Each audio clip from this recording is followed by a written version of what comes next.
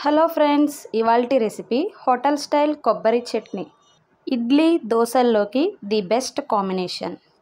తయారీ విధానం చూసేద్దాం. ముందుగా మిక్సీ జార్లోకి 1 కప్పు పచ్చి కొబ్బరి ముక్కలను యాడ్ చేసుకోండి. 5-6 పచ్చిమిర్చిని యాడ్ చేసుకోండి. 4 వెల్లుల్లి రెబ్బలను పొట్టుతో సహా యాడ్ చేసుకోండి. గోరువెచ్చని నీటిలో 30 నిమిషాలు నానబెట్టిన పచ్చిశనగపప్పు యాడ్ చేసుకోండి. 1/2 ఇంచ్ అల్లం తరుగు యాడ్ చేసుకోండి. 2 రెమ్మలు కరివేపాకును యాడ్ చేసుకోండి. మీ రుచికి సరిపడా సాల్ట్ను యాడ్ చేసుకోండి.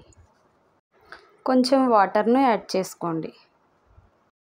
కొద్దిగా చింతపండును యాడ్ చేసుకొని మెత్తగా మిక్సీ పట్టుకోవాలి. తాలింపు కోసం 2 టేబుల్ స్పూన్ ఆయిల్ని హీట్ చేసుకోవాలి.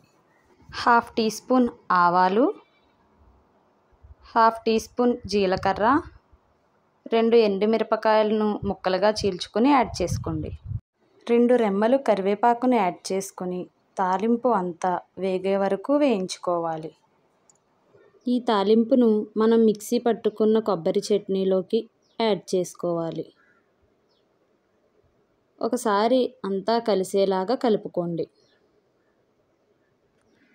అంతేనండి, ఎంతో రుచికరమైన కొబ్బరి చట్నీ తయారు.